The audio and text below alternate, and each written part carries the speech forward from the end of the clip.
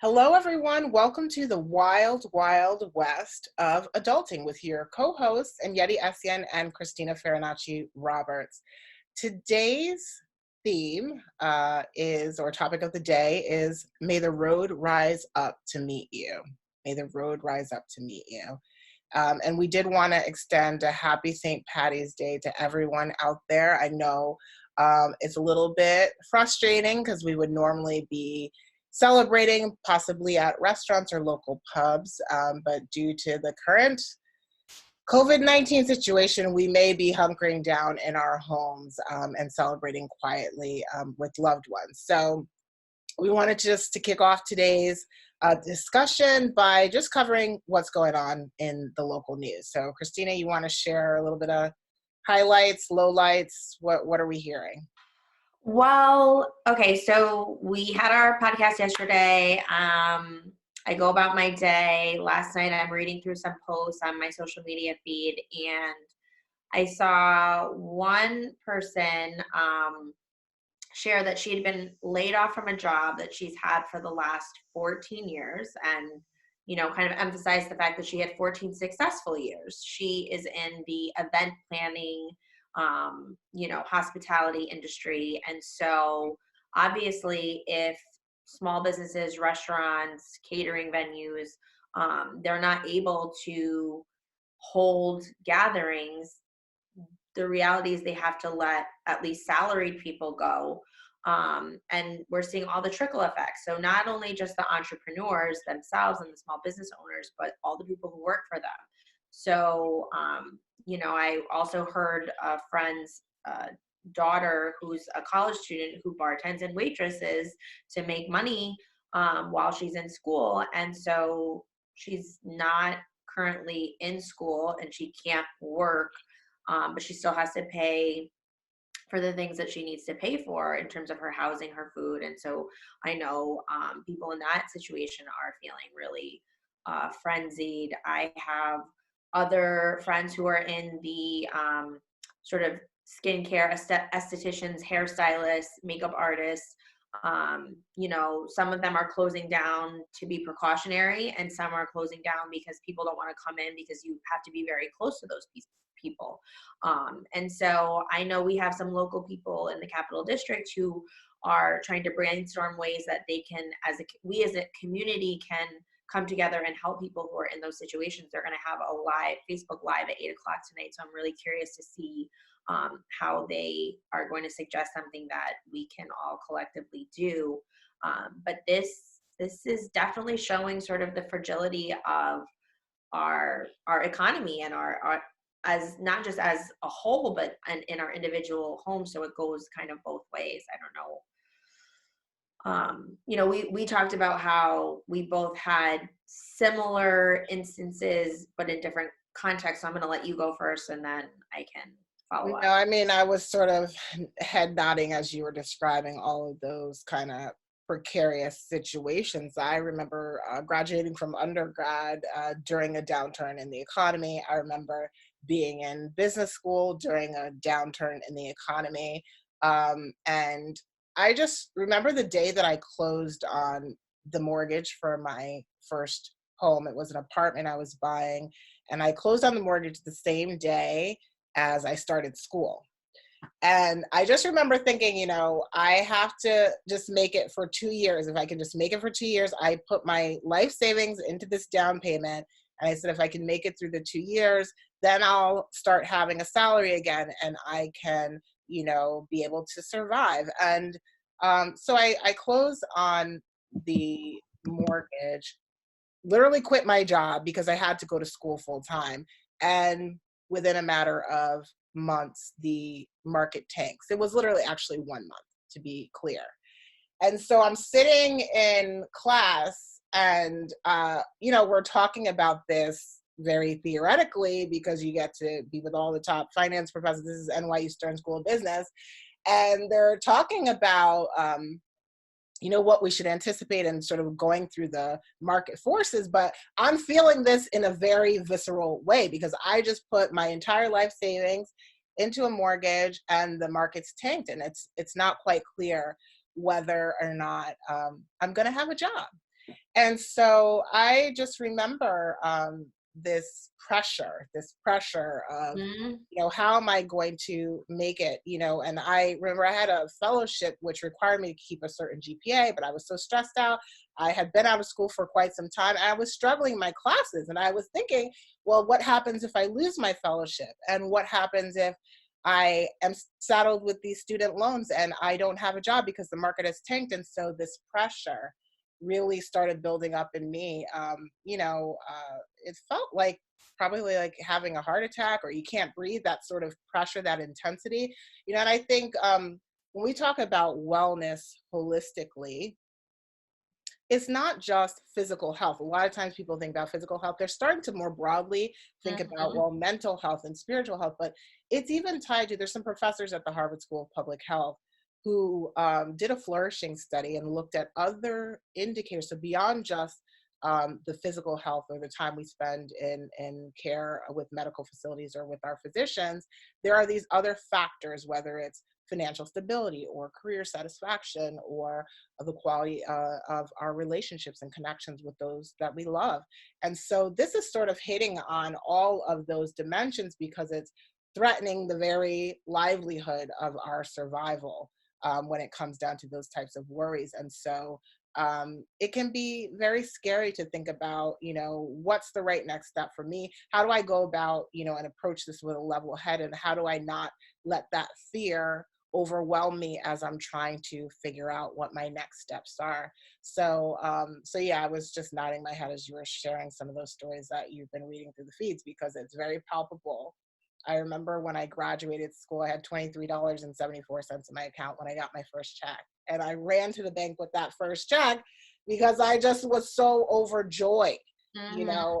and Listen, let me tell you, I remember, because you remember I moved to Brooklyn.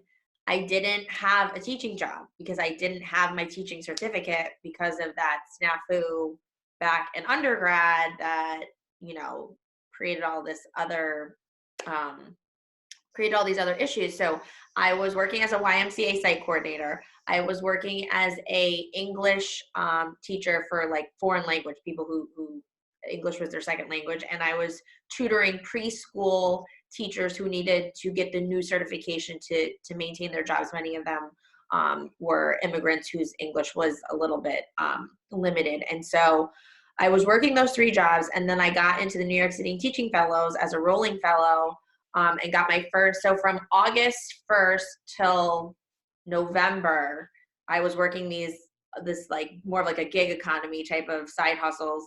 And then I got to get my first paycheck.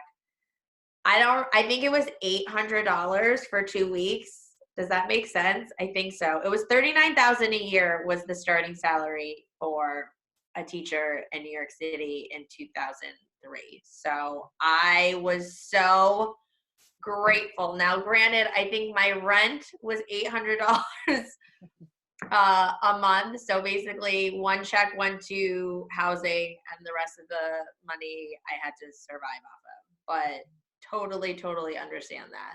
And I think what's interesting for people like you and me is we can look back to those times where it was super challenging, and then we had a period of time where we were kind of economically prospering. And I think both of us have always been sort of wise with our money, and pretty prudent and frugal while still enjoying life and indulging here and there where it aligned with our values. But I think both you and I have been in a position in the last, I mean, for you, it's been a little bit longer. For me, it's been not quite a year, but it's definitely been a more tumultuous year, I would say, um, than in the past. And so, you talking about how the pressure, it clouds your thinking, or um, it stifles your creativity because you get put into survival mode. We talked about earlier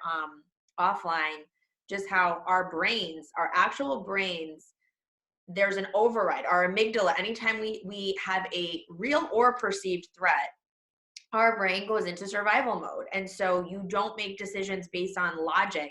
You make a decision based on an intuitive process that either says fight, flight, or freeze, right? And so it's really important for us, any of us who are in this space where there's a lot of uncertainty, that we kind of stop and take a breath and allow ourselves to retake over our minds. Like, we're taking over our minds from our mind, if that makes sense. But we have to think, yes, how can I survive in the short term, but not be so short sighted that we lose sight of the future and what moves we need to make in order to best position ourselves for that. So I think this is actually kind of a good time to transition our conversation to, like, the current situation that we're in right now sort of explains why we need to diversify, right? Whether it's diversifying in terms of streams of income, whether it's diversifying in terms of our skill sets. But we have to figure out how. So, how do we diversify? I'm going to let you, our business expert, kind of put your spin on it, and then I'll kind of respond. Yeah, so in a former life, I was a growth strategist, right? And so I got to advise C-level and senior executives on their growth strategies. That is, how are they going to drive profitable growth? How are they going to position themselves to win in the market in the future? What types of new businesses should they be building, new products and services? How should they be partnering with others in new ways? Or what new channels should they be exploring? So, yesterday we talked about this struggle for many folks who are largely brick and mortar, or you talked about the live events industry, right? So this is a time where folks are thinking about, well, if I am a retailer, what does my e-commerce strategy look like? How is that supply chain working, the distribution to get people the right products to the right customers at the right time? If I'm in the live event space and I'm thinking about engaging speakers and audiences, how am I leveraging digital channels, right? And so this idea of diversification in the beginning is very much requires a sense of imagination. We call it the ideation phase, where you come up with ideas. There's no idea too big or too small. You actually want the wild and crazy ideas to bubble up to the fold, because a lot of businesses, if they're not thinking about, where can I be playing in the future, they may be caught off guard when one of their primary revenue streams or cash cows is threatened, as in a case like we're seeing now in the current market. So if you only have one major client, if you only operate in one particular industry or sector, if you only have a one-hit wonder in terms of a product, you are caught off guard when these different sort of market challenges come to the fold. And I think it's the same for us as individuals as well, right? If we have been thinking about our career in a narrow focus and haven't taken the time to diversify our skill sets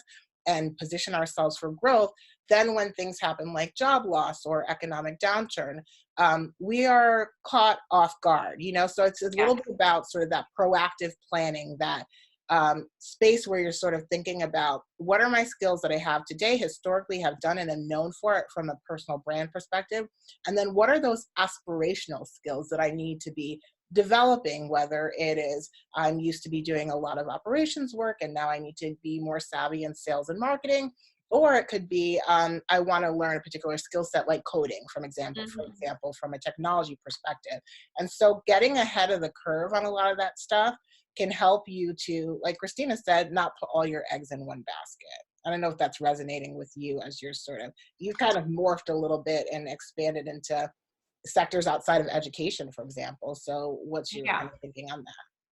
So, I mean, I have a lot of different thoughts. I mean, so one of the things that you learn really quickly once you shift from being an employee to an entrepreneur is just that fact that what's nice about being an employee is, generally speaking, it's safe and secure, of course, until you get laid off, which is why I know you talked about one of the things that happened to you when you got laid off was, like, you never wanted to have that feeling again, that you were relying on something else, some other individual, some other entity to be what it is that you depended on for your own survival. And so when I shifted to being an entrepreneur, yeah, I enjoyed the paycheck that I got from my day job, but that's what you learn is after you leave them, that paycheck no longer comes with you. And so I had to make sure that I could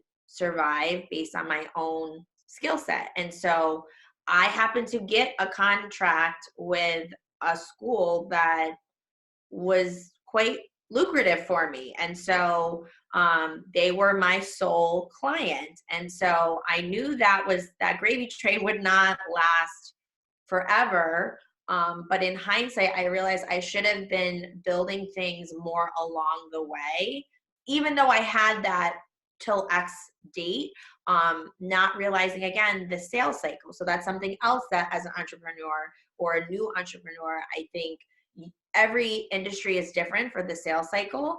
And so even another gig that I wound up getting at Niskayuna, conversations started in October. The conversations lasted through January, and it wasn't until the end of February was the first day I actually stepped foot, and March was the first month that I got a paycheck. So that was like a 6 month almost time frame. And so now that I've, but I made a partnership with another organization that had more channels so that I could get, I could do workshops where different individuals could come to me versus me going to one school and having that relationship with that one school.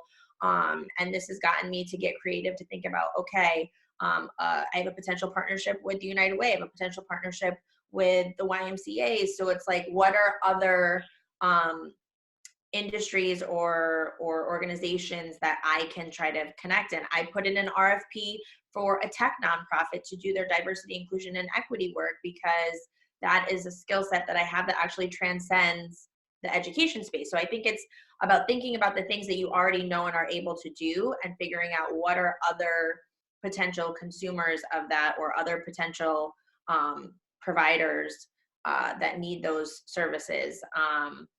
I think in terms of even just forgetting about entrepreneurship for a second, our finances, right? So I'm lucky enough that I started to invest, and I'm going to put invest in quotes because I didn't have a lot of money. I think my first investment was like $100 per month is what I committed to investing in. It was right out of college. And I had 2 mutual funds. I had 2 Roth IRAs. As my income went up and as my different expenses were, different, I eventually got into some stocks. I bought a 2-family home where I could get a rental, and then a few years ago, now it's been about a year and a half, I would say, almost 2, that I got into network marketing because that was just another stream of income that I thought, hey, I mean, it's not where I want to put all of my energy or put all my eggs in that basket, but I appreciate that actually in this time that I've had some gaps in income, that revenue stream from my network marketing company gave me a little bit of a buffer. I went and started Grace, Grit, and Glory and was doing some private Facebook groups offering some physical, spiritual, emotional training and support. And so again, was I becoming a millionaire off of it? No, but it was allowing me to build that skill set, to build an additional stream of income. So I mean, I'm right now I'm doing an online personal training group fitness instructor class. Again, it's to get certified in that. So I'm constantly trying to build my skill sets and what it is that I can do, and not be limited to be like, oh, I was a teacher and I was a principal, so I can only do things in this narrow space. No, I think those are all valid points. It's the spirit of inquiry, experimentation, testing out new potential paths, trying on, it's almost like trying on a new outfit and seeing how it fits, right? There's a Mm-hmm. safe way to explore whether or not you'll even enjoy that new functional area or skill set that you're trying to build up. And so one of the things that was really powerful for me, I read a book. It was called How to Designing Your Life, How to Build a Well-Lived and Joyful Life, written by two Stanford professors, right? And so basically they were applying design thinking, which is a methodology you can use for innovation in corporations, but also you can apply it to your everyday life. And so one of the concepts is really about testing, failing fast. I think a lot of times we think Mhm. failure is, something to be afraid of or ashamed of, but I think it's the important thing is what you're learning from that. What insights are you bringing to say, okay, this is the path that I think is right for me. So one of the safe ways that I was able to test that out after I transitioned from being a corporate executive to being laid off and trying to figure out what was next was co-founding a local health tech nonprofit with some other entrepreneurs who were also fascinated by this idea of healthcare technology, entrepreneurship, and innovation, but also women's leadership. That is something that was always near and dear to my heart. I was always sought out as a mentor. I loved coaching rock stars when I was in a larger corporation, and I missed that. I missed feeling connected to and seeing other people grow. I always loved learning and development, having two parents who were educators. And that was something that I just really was fascinated by, the technology and how we could bring those things together. So, yes, our mission may have been getting more women into the C-suite, but the way we were doing it was really about bringing together various stakeholders within the local entrepreneurial ecosystem to solve real world problems, whether it be leveraging emerging technology like blockchain or AI, artificial intelligence, right? But it's thinking about these ways in the context of real world problems. And I think that being able to play in that way and say, oh wow, I like how entrepreneurship feels on me, or Mhm. i I want to be able to meld together these two parts of my world, both my professional journey and my personal journey, and bring them more to the fold. I think it makes you more of an authentic leader, but by testing it out in that way minimizes a little bit of the risk to you to say, let me try on a different hat today. Yeah. And so I think that one of the things we want to leave you with today is an exercise that you can do to start to explore for yourself what that might look like. And I think sometimes we talked a little bit about being overwhelmed by the fear and the pressure, but creating that space for you to explore and creating a zone for you to ideate in your own way, it allows you to operate from a position of power. So rather than a position of fear, you're going to operate from a position of power. You're going to actually be the architect of your own growth. So there's an exercise we're going to ask you to do. It's actually I have a rock star swagger guide. It's the Rockstar Guide to Finding Your Swagger in Work Life and Health on edamsparklife.com. We'll share that in the comments on this post. But it will be an opportunity for you to ask yourself a few questions. So there's 4 questions. What am I good at? Okay. What am I good at? This is a kind of a skills inventory of what are the things when people think of you, what are the things that come to mind, those skills that you have today that are in your tool belt. Maybe it's on your resume, maybe it's a bullet on your LinkedIn profile, but you're going to write those down. 3 things that you're good at. Okay.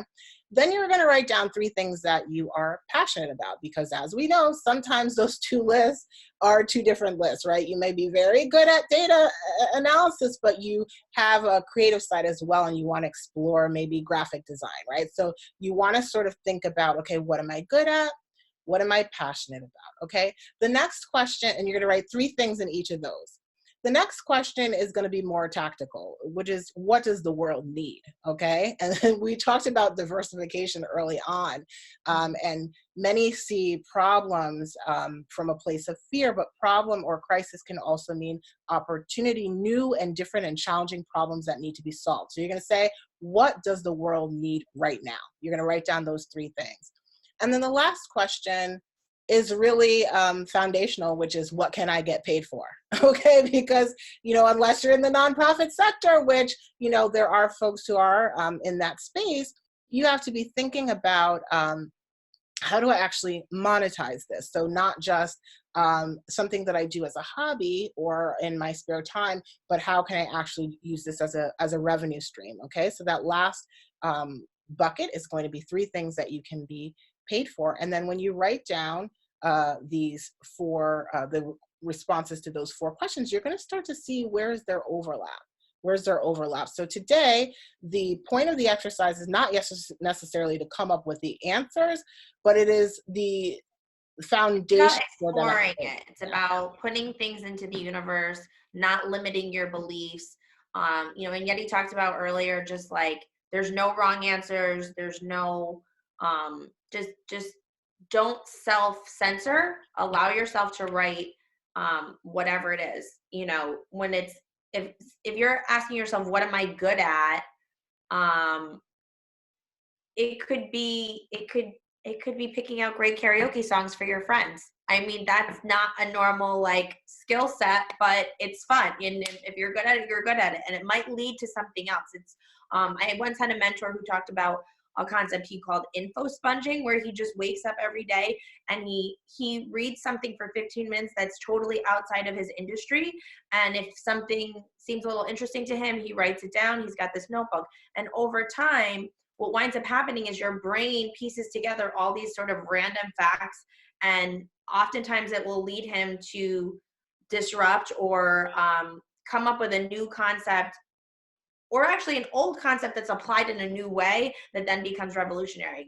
Things like Uber and Airbnb took standard industries and turned them upside down because they took a different model and applied it into that new context. So you never know how that might actually emerge in your own life. So we hope that that activity will be super helpful for you. And as we start to kind of close out, because we don't want this to sound doom and gloom, we know there's a lot of things that are causing like stress and anxiety, but there's always a silver lining. And so one of the things that I've also been hearing on the social media feeds is sort of having permission to kind of be still, to rest, to rejuvenate. We live in a society that constantly tells us we need to be going 110% at all times. And if you're not doing 110%, like you're not enough. I am super guilty of this. I'm always running. And when you do that, you risk burnout. Now, right now, I'm in a position that I feel like the things that I am 110% about are the things that I love and I'm passionate about, and that actually give me energy and give me life. But I know sometimes people are in different situations where they're running 110%, but they're running ragged. It's draining. It's not revitalizing and rejuvenating. And so if you are forced to quarantine at home, and or you have the luxury of quarantining at home based on your employer, use this time to really to just reset, to allow yourself to take a nap at 2 p.m., to bake some cookies with your kids, to go out and play on the playground or go for a walk, read a book, take a bath. Like there are so many things that we tell ourselves normally we don't have time to do. And sometimes we don't, but sometimes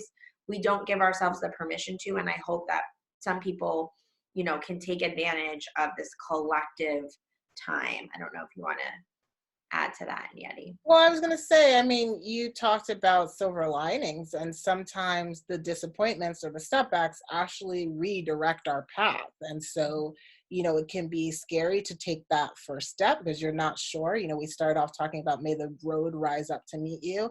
And I found that to be incredibly powerful when I was able to trust that, I was making, the right decisions for the next step. I didn't need to know how the entire picture fit together, but I just needed to have the courage to take that next step.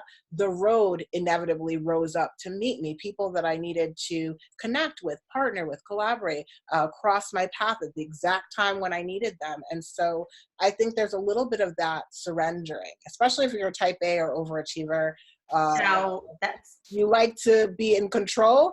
There's a I little wouldn't know about that at all. Not even not close. me. I mean, I'm just super laid back and chill. But If yeah, you know us, you know that's a straight line right now. we're just we're telling on ourselves now. But yeah, so there's a little bit of, it's exhilarating and risky at the same time to take a step out and not know that the ground is beneath you or that the ground is shifting beneath your very feet. But when you have the courage, the fearlessness, the bravery, the confidence, and the power because you've done this work, then it makes your footing that much more steady. So that's So what. on that note, we want to leave you with this Irish blessing. That's where we got the may the road rise up to meet you. May the wind be always at your back. May the sun shine warm upon your face. Until we meet again, may the Lord hold you in the palm of his hand.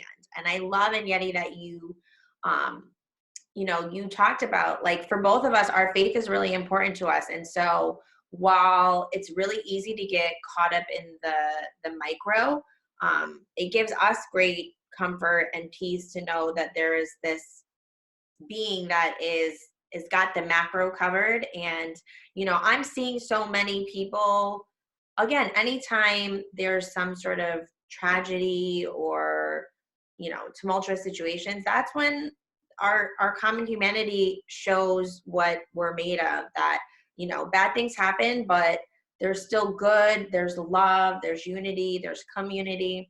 And so we said we're going to end with little karaoke snippets. So when Yeti picked out this song,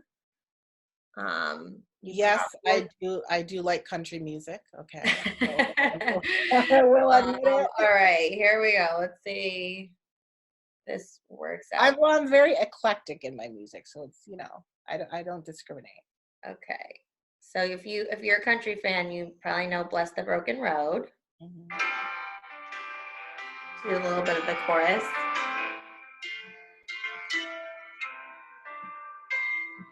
Every long street led me to where you are.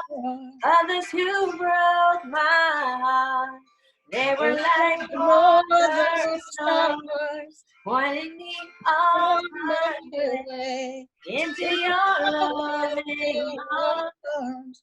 This much I know is true, that God bless the broken road Let that me me pray to to you. you.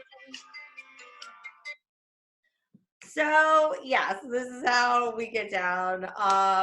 We wish that, not even we wish, we know the road will rise up to meet you. When you put in the work, sometimes the road takes longer to catch up with you, but it always catches up. So we hope you have a beautiful day, and we can't wait to be back here tomorrow. Absolutely. Have a great one, everyone. Talk to you soon.